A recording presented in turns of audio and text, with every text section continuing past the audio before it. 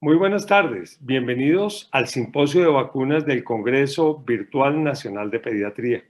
Seguimos reunidos virtualmente. Pronto estaremos juntos. Es muy importante que en un Congreso Nacional de Pediatría tengamos unas actualizaciones sobre vacunas. Pero usualmente siempre hablamos de una vacuna, de otra, con la mala suerte que nos quedamos sin profundizar sobre alguna en particular que de pronto no estaba de moda ese año o que de pronto se puso de moda después. Entonces, en un año tan especial como este para las vacunas, en que el mundo pende de un hilo de las vacunaciones en el mundo entero, nosotros decidimos innovar un poquito. Y vamos a hacer en este simposio conferencias por cuatro expertos muy reconocidos en el continente para hablar de cosas que pudiéramos llamar generalidades importantes de las vacunas. Algo como que con lo que sin eso tal vez no pudiéramos entender muchos temas de las vacunas. Vamos a hablar un poquito de la vacunación, un poquito más allá de la pediatría, de medir el impacto vacunal, de las coberturas vacunales y de lo que hay en el futuro. Perfecto. Entonces, más que bienvenidos, espero haberlos sensibilizado sobre ese tema. Para comenzar, voy a darme la palabra, si así se puede decir. Yo soy Carlos Torres, algunos me conocen, soy infectólogo pediatra, soy docente de la Universidad del Bosque y profesor visitante del Instituto de Salud Infantil en Londres, asociado al University College. Soy miembro del Comité de Vacunas de la Sociedad Latinoamericana de Infectología Pediátrica y orgullosamente soy miembro de la Sociedad Colombiana de Pediatría. La conferencia que yo voy a dar se llama Vacunología, el futuro es ahora, y la pasaré en unos instantes. Bueno, como decíamos previamente, vamos a hablar de una conferencia que me ha llamado la atención titularla Lecciones, Oportunidades en Vacunología 2021. Y tal vez poner este título que hoy más que nunca es importante. El futuro es ahora, o sea, el futuro es lo que estamos viendo actualmente.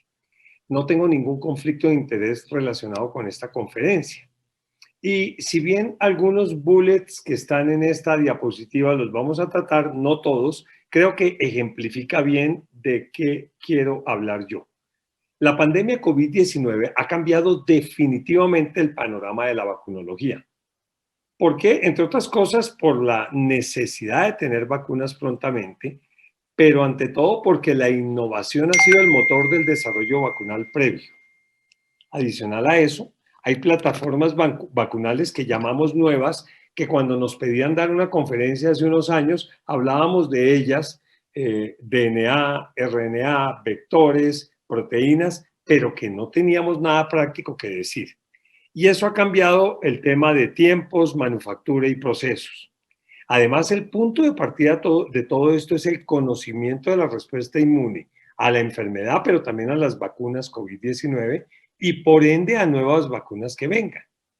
También la respuesta del germen agresor, porque eso es una situación en continuo dinamismo. Ni más ni menos, vean ustedes la batalla que tenemos ahora entre tener vacunas con efectividades altas, con eficacias muy buenas, contra virus que hacen mutaciones y que permiten variantes que hacen que esta situación siga siendo una batalla dinámica en la que a veces vamos ganando, el virus se nos adelanta, volvemos a ganar y así sucesivamente.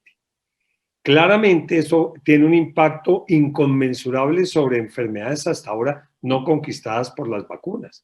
Y en la diapositiva cité algunas de ellas, pero sin citar respiratorio, ¿quién no quiere tener vacuna? Malaria, mejores vacunas contra tuberculosis, dengue, zika, influenza. Y entonces se ha creado un proceso de desarrollo acelerado que mucha gente lo ve como algo malo, pero que por el contrario ha sido sustancialmente poderoso para no comprometer la seguridad. También ha cambiado el manejo de las aprobaciones y de los centros reguladores con financiaciones nunca antes vistas para vacunas y también ha, digamos, permitido que entendamos cómo hacer que la gente acepte las vacunas y que tengamos progreso en la comunicación de ese mensaje. Y eso es labor también de nosotros los médicos. Finalmente, en medio de todo este panorama que figura muy halagüeño, hay inequidades y el acceso vacunal a los más necesitados es complicado. Entonces, miren en la innovación vacunal cómo han habido grandes cambios. Este es en esta diapositiva un lapso de tiempo entre que se identificó el germen y se aplicaron vacunas. Y entonces, si tenemos en cuenta, por ejemplo, vacunas como la tosferina, más o menos el germen identificado a comienzo del siglo XX, tenemos vacuna a mitad del siglo XX, un poco más adelante. Polio, identificado también para la misma época, primera década del siglo XX, vacuna en el 55, 58, 60. Sarampión, un tiempo más corto, la identificación del virus y la vacuna fue relativamente más rápido. Hepatitis A, ébola, tuvimos vacuna después de más o menos unos 50 años de identificar el virus. ¿Qué pasa con malaria? Conocemos malaria hace décadas, hace probablemente siglos. Se ha identificado el parásito que la transmite desde hace mucho tiempo. No tenemos vacuna, digamos, ampliamente disponible. Hay cosas muy interesantes. Tuberculosis, tenemos una vacuna evidentemente a la que queremos mucho, pero podemos tener una mejor. El germen está identificado hace muchísimo tiempo. Otras enfermedades que no tienen una vacuna, Zika, chikungunya. El caso del dengue es muy especial porque sí tenemos una vacuna, pero no ha sido posible tenerla ampliamente disponible y el virus lo conocemos hace tiempo. O sea, la innovación es el motor del desarrollo. Y claro, existen diferentes tipos de innovaciones en general en todas las áreas del conocimiento, pero la que nosotros más vamos a tratar en el día de hoy es la innovación asociada a una misión. La misión es controlar la pandemia COVID-19 probablemente en los países más pobres. Esa es la misión que tienen Gavi, que tiene Vaccine Alliance, que tiene CEPI, y entonces las vacunas harían parte de esta circunstancia.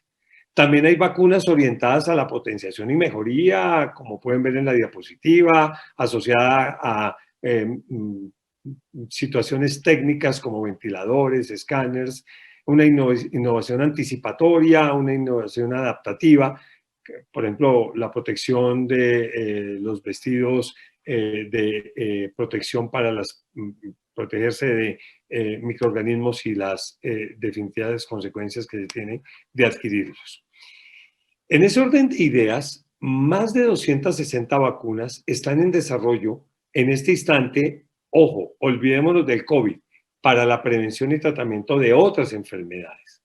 Y estas nuevas tecnologías que tenemos ahora en todo aspecto nos están ayudando a encontrar nuevos objetivos y también formas potenciales de desarrollar nuevas vacunas.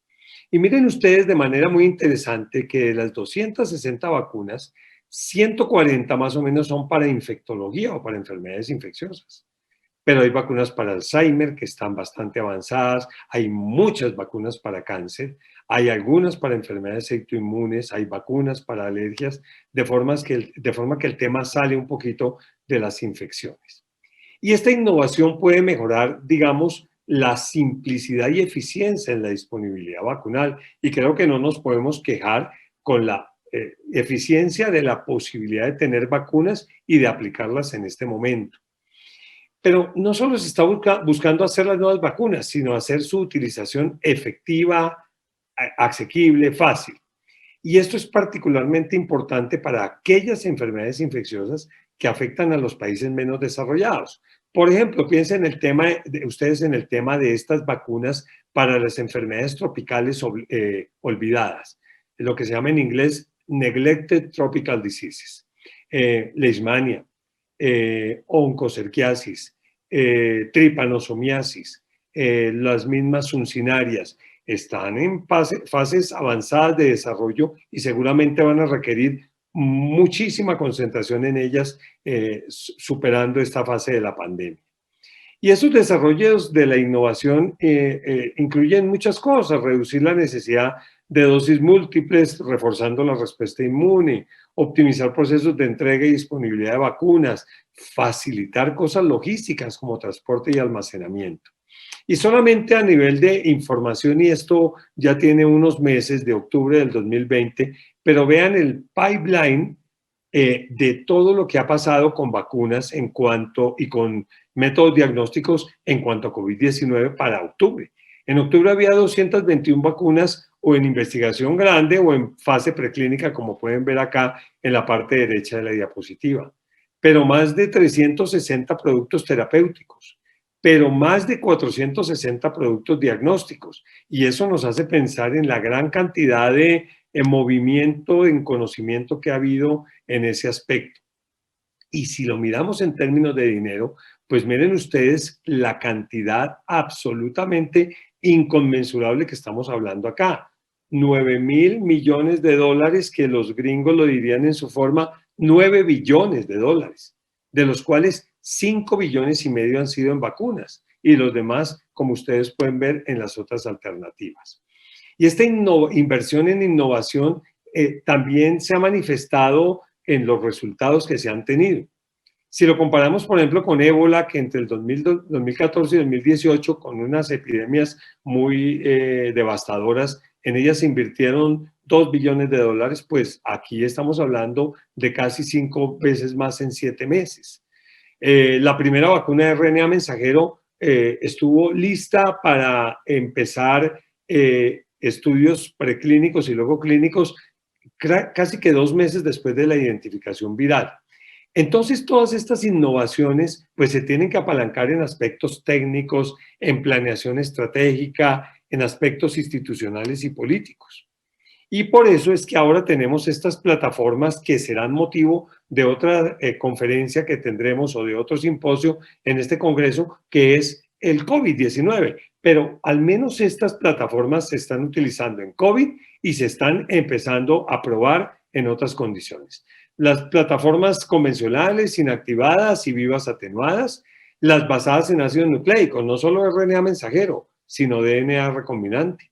Las proteicas con partículas semejantes a virus, las vectores virales, las nanopartículas recombinantes y las peptídicas estrictamente. Y en la diapositiva podemos ver un poquito de ejemplos ya un poco gráficos de cada una de esas plataformas, de las cuales se hablará mucho en el Congreso. ¿Y qué ha pasado con ese proceso? Miren ustedes que el Internet fue fundamental porque los grandes grupos investigadores, cuando comienza esta condición a ser reconocida a finales de diciembre o comienzo de enero, comienzan a producir sus datos y ya para el 24, 25 de enero se tenía la secuenciación de este virus. Y luego la síntesis del gen y luego en una semana RNA mensajero y DNA para más o menos en 2 meses comenzar estudios clínicos. Los de vectores virales, un poquito más demoradas por su forma de hacerla, 3 semanas para tener lista el prototipo y 3 meses para empezar estudios clínicos. Las proteínas y con sus ayudantes, un poco más demorada, pero aprecien claramente lo rápido que ha sido esto. Y para estos últimos días, y tengo acá la última revisión para el 10 de junio, tenemos este número de vacunas ya en utilización. Entonces, fíjense ustedes, en fase 1, 51 vacunas. En fase 2, 36. En fase 3, 30. Vacunas autorizadas, 7. Aprobadas, 8. Y abandonadas por diferentes motivos, 4 vacunas. Pero esos desarrollos tecnológicos llegaron no solamente por lo que pasó del COVID, sino ya venían de antes. Y se basaron en 4 disciplinas muy importantes de las ciencias básicas. La una es la famosa vacunología reversa, con la que se produjo la vacuna del meningo B, mejor conocida como Bexsero, ya de amplia aplicación mundial. Otras vacunas, como vacuna de H7N9 por RNA mensajero, han hecho que vacunología reversa esté utilizándose aquí desde el 2000, como ustedes pueden ver. Y ha venido mejorando especialmente en los últimos años para tener algo por la misma tecnología de vacunología reversa que se llaman neoantígenos y luego las vacunas basadas en Internet COVID-19. Pero la otra ciencia básica es la vacunología estructural. Así como hay biología estructural, hay vacunología estructural. Es el diseño de antígenos basado en anticuerpos. O sea, de los anticuerpos que se producen por una condición, encuentro el antígeno al cual ese anticuerpo naturalmente está dirigido. Y en eso ha sido importante, por ejemplo, el diseño de otras vacunas contra meningo B, las vacunas que se llama Trumemba, que es la vacuna para el factor H, ligador es la proteína ligadora del factor H. Y de una manera muy importante, las vacunas nuevas del virus sincitial respiratorio, que tienen la proteína F en su conformación de prefusión. También se han hecho otras vacunas como el MERS en su momento, que nunca han sido de aplicación clínica. Y los otros dos desarrollos tecnológicos han sido la biología sintética y los adyuvantes, que igualmente han permitido un desarrollo, y la unión de esas cuatro permite todos estos conceptos nuevos en vacunología. Y esto es lo que se llama diseño vacunal racional, que es usar la vacunología estructural, la reversa y la biología sintética para que a partir del conocimiento inmunológico que tenemos de la respuesta que induce el germen, diseñemos antígenos, adyuvantes y plataformas. Y eso permite hacer vacunas mucho más rápidamente y de manera más dirigida. Y esto es lo que ha pasado ni más ni menos con virus sincitial respiratorio, algunas vacunas con más éxito, otras con dificultades, pero cada vez encontrándose formas más probables de encontrar una vacuna de amplia utilización clínica. Y por ejemplo, de esa forma se encontró que en el virus sincitial respiratorio, si íbamos a utilizar el antígeno o la proteína de fusión OF, teníamos que usar la proteína pre-F en forma funcional y no la proteína post-F. Y de ahí han salido muchos de los estudios de aquí en adelante. Ya estaremos hablando mucho de virus sincitial respiratorio. También, por ejemplo, estas son las vacunas vivas o atenuadas para COVID-19. Todavía no están en uso clínico, pero les adelanto que van en fase 2, son vacunas que van a ser nasales y que lo que hacen básicamente al ser un virus vivo no es simplemente atenuarlo, sino casi que hacerlo de nuevo, pero sobre la base de ese virus. Y por ejemplo, decíamos antes que la base es la respuesta de anticuerpos. Solamente un estudio muy reciente que muestra que, por ejemplo, a la vacuna BNT162b2, que ustedes saben que es la vacuna de Pfizer contra COVID-19, el entender la respuesta temprana de células T, que es más rápida que la de la actividad neutralizante para inducir protección temprana. Entonces aquí se ve la dinámica de estos anticuerpos y de la acción de las células T desde el día 10º a 12º después de la aplicación de la primera dosis, que precede a los anticuerpos neutralizantes. Y lo pueden ver en esta, que también se publicó hace menos de un mes o tal vez mes y medio, que es la fase de seguimiento del estudio fase 1-2 de esta vacuna, mostrando cómo esta vacuna, a la dosis que eventualmente se viene aplicando, que es de 30 microgramos, neutraliza virus. Pero esa respuesta inmune es la que nos va a permitir tener cosas como esto, que es la efectividad de estas vacunas. Y no voy a entrar en detalle, pero encontrar cómo estas vacunas, particularmente esta vacuna BNT162b2, tiene una efectividad por encima del 95% en diferentes países del mundo. Pero claro, tenemos un virus que está en continuo movimiento y entonces es la batalla de las que hablaba previamente. Estas son las variantes de preocupación actualizadas. Recuerden tratar de nombrarlas ahora por el nombre que les da la Organización Mundial de la Salud, que tiene sentido, primero porque es que llamarlas por el nombre del país hace que seamos muy peyorativos con el país. Por ejemplo, ni más ni menos, dicen que la variante Colombia, por supuesto, no es de Colombia, no la diseñamos acá, pero dicen que está invadiendo España, cosas que uno oye en las noticias que ustedes bien saben que no son ciertas. Aquí lo que estamos viendo es que tal vez lo que se propende es que esta ya no la llamemos inglesa, sudafricana, brasilera, sino que empecemos a llamarlas por estos nombres. Pero miren lo que pasa, por ejemplo, en esa eterna pelea. La variante Delta, conocida previamente como variante India o variante B.1.617.2, tiene una transmisibilidad tan importante y una evasión inmune que requiere las dos dosis prontas de la vacuna. Y entonces ustedes pueden ver cómo la vacuna de Pfizer o la vacuna de AstraZeneca tiene efectividades mucho más bajas que con dos dosis, con una sola dosis. De ahí que sea tan controvertido este tema de demorar los espacios vacunales, particularmente con vacunas de RNA mensajero. Ya para terminar, salgámonos del COVID para pensar efectivamente en cómo pudiéramos ver las prioridades vacunales en la era post-COVID, si es que existe una era post-COVID. Primero, pues, tendríamos un grupo de vacunas de esta primera categoría que se aplican a individuos naïf, o sea, como las vacunas infantiles que usamos ahora. Hoy le aplicamos a un bebé un hexavalente, le aplicamos un neumococo y lo que estamos poniendo es una vacuna a un individuo que aparentemente no ha tenido nunca contacto con ese germen. Esas vacunas pudieran también ser las del VIH y la malaria a individuos naïf, o sea que no todas las vacunas en esta categoría están hechas, pero digamos, tenemos buen conocimiento de estas vacunas. Pero pónganse ustedes a pensar que tendremos también que tener vacunas, de hecho ya hay algunas, para los individuos prime, o sea, el que ya tuvo contacto.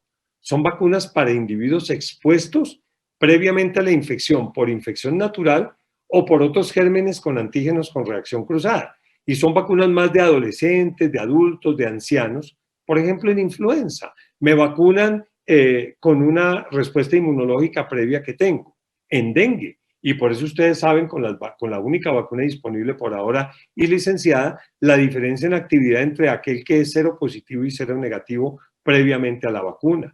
Neumo y meningo en adultos seguramente han tenido contacto con la bacteria previamente, no son naïf, entonces la forma de evaluarla es diferente. Y ante todo, muy importante, las vacunas que se están creando para las resistencias antimicrobianas, genes de resistencia antimicrobiana que comparten muchos de estos gérmenes en la diapositiva, sobre el cual hay conocimiento incompleto, pero sobre el que se está progresando mucho. Y si lo miran en la línea del tiempo, entonces esta segunda porción de vacunas estarían en capacidad de tener varias en utilización ahora. Ahora viene un tercer sistema del cual tenemos algunas vacunas, pero ojo, es un sistema en el que la vacuna o el germen ya atacó al ser humano y el sistema inmune ha sido derrotado, llamémoslo así, por el patógeno.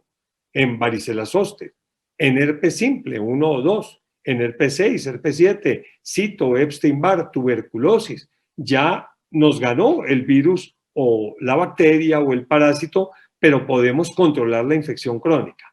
Tenemos éxitos como zoster, con la vacuna viva un 60%, con la de subunidad adyuvantada un 97%, algunos estudios muy recientes con esta vacuna de tuberculosis que parece prevenir reactivación en 50%, pero grandes estudios sobre estas otras vacunas. Y finalmente las más difíciles, vacunas para infecciones en las que el organismo ya ha atacado al ser humano, pero no han sido controladas las condiciones crónicas. Entonces aquí el sistema inmune lo podríamos llamar fallido.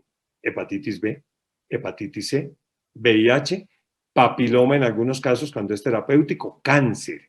Y entonces aquí ya, digamos, la forma de hacerlo es a través de tecnologías como RNA mensajero, vectores virales que pueden activar o reactivar moléculas defensoras y otras las bloqueantes. Supremamente interesante ese tema. Bueno, con eso en mente, pues también hay procesos diferenciales en la vacunación, porque si ya salimos de la parte técnica, pues ahora el producir una vacunación estándar, como ustedes bien saben, tomaban de 5, 7, 8 años. Hoy por hoy las fases se han montado, la 1, la 2, la 3 y la investigación previa clínica para poderlo hacer de manera más rápida, luego unirlo con la evaluación científica y con la producción. Y saben perfectamente que muchas de estas vacunas se produjeron a riesgo. Por eso también las actividades de monitoreo vacunal a gran escala son importantísimas.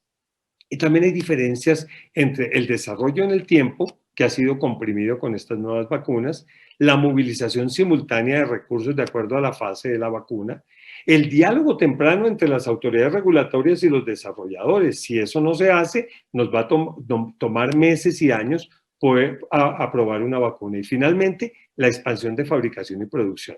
Y los médicos nos dedicamos mucho a pensar en la parte técnica que ya hablé, pero si ustedes se ponen a evaluar cada uno de estos temas, entenderán lo importante que es que ahora sepamos tener una mejor comunicación con los reguladores, un desarrollo comprimido en el tiempo, una mejor logística y productividad. Finalmente, pues hay grandes formas de guía para el desarrollo de planes de vacunación y eso, digamos, la OMS lo ha actualizado recientemente. Y terminamos con la parte de comunicación. Esta es la tasa de aceptación de vacunas COVID-19 para, digamos, comienzo de este año en diferentes partes del mundo, en países que lo estudiaron. Infortunadamente, Colombia no está entre esos países, pero lo que quiero que vean es que entre más verde las vacunas son más aceptadas y entre más rojo menos aceptadas. Y vean ustedes que no es necesidad de ser países o muy ricos o muy desarrollados, sino que hay países que por diferentes mecanismos no aceptan las vacunas. Y por eso es que además de todo lo que tenemos que estudiar, nosotros los médicos tenemos que estudiar cómo aumentamos la aceptación y la aplicación de las vacunas. Y para eso los remito a este paper o este formato o artículo de la OMS en el que utiliza diferentes procesos para aumentar la motivación de la gente y por ende la vacunación. No tenemos tiempo de hablar de eso con detalle, pero solo para decirles, el futuro de la vacunología también está acá. Y este artículo del New England publicado hace poco nos dice cómo la persona que definitivamente se quiere vacunar debe ser enfocado de una forma diferente a aquel que está vacilante o aquel que definitivamente no quiere vacunarse. Y estas diferentes estrategias, que son motivo de una charla solamente de reticencia vacunal, son también importantes que las tengamos en cuenta.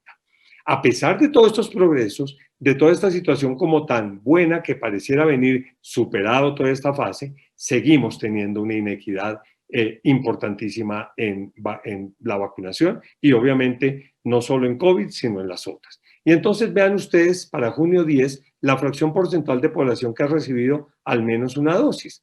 Y se entendería entre más azul y más oscuro como mayor desarrollo de países y entre más rojo como menor población. Miren, en rojo y en naranja, países que han recibido menos del 5% de la población.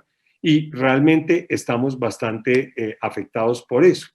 Yo quise, digamos, mirar, tomando los datos de esta página de internet que todos conocen, de diferenciar los países de alto ingreso, la Unión Europea, Norteamérica, de los países de ingreso mediano alto, Suramérica, el mundo, Asia, países de ingreso mediano bajo, África y bajo ingreso, para que vean ustedes cuál es la dosis de vacuna administradas por cada 100 personas. Y aprecien grandemente la inequidad, desde 0.9 por 100 personas en los países de bajo ingreso hasta 65 por alto ingreso. Y nosotros por acá en la mitad, pero también con muchas dificultades y diferencias en nuestros países. Y cuando hablamos de Chile y de Uruguay en Latinoamérica, eso está perfecto por los porcentajes de población que tienen vacunados. Pero también para 10 de junio, estas son las dosis de vacuna COVID administradas por cada 100 personas. Y para muchos es sorprendente ver países que han puesto inmensa voluntad política en la vacunación del COVID, como la República Dominicana.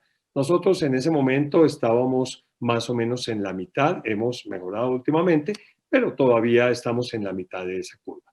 Y este es el porcentaje de personas vacunadas con una dosis para junio 9 y completamente vacunadas, con Chile y Uruguay llevando la delantera, luego República Dominicana, Argentina, Brasil y nosotros aquí en un puesto intermedio. Este libro se llama Prevenir la próxima pandemia, se lo recomiendo fuertemente, lo pueden comprar libremente en Amazon o en donde quieran, en las librerías, pero habla precisamente de lo que se trata esta conferencia. Y solo como diapositiva de este libro, estos son los factores y fuerzas que promueven la emergencia de infecciones prevenibles por vacuna y de otras enfermedades tropicales ignoradas. Tenemos las infecciones en el centro, pero no solamente influye el que apareció un virus en un laboratorio de China o se lo inventaron o fue natural. No, esto que está pasando es el producto de guerras y conflictos, de cambio climático, de los anticiencias, de la urbanización, de la inestabilidad política del mundo, de la pobreza y de la migración, y sobre eso se ha escrito mucho y ténganlo por seguro que cuando se habla de la próxima pandemia no es algo teórico, sino que algo está basado en que si no hacemos una corrección de muchas de estas fuerzas, inevitablemente aparecerán infecciones no controladas, cosas diferentes. Las aplicaciones potenciales de la informática en la vacunología son inmensas. Casi que me atrevería a decir que el vacunólogo del futuro tiene que saber de todo esto. Campos de vacunología en las cuales el Big Data funciona. Descubrimiento y desarrollo, pues sin duda. Producción y seguridad, campañas de vacunación, medición de la eficacia y la efectividad, los eventos adversos y finalmente el conocimiento y la aceptación de las vacunas.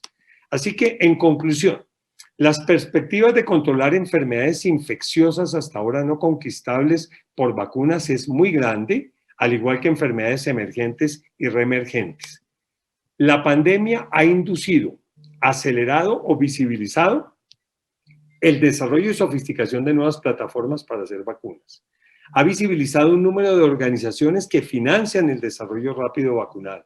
Ha visibilizado la aparición de otros fabricantes que no son los de siempre con acceso a nuevas tecnologías. Los enfoques y las estrategias en aprobación y monitoreo de nuevos biológicos.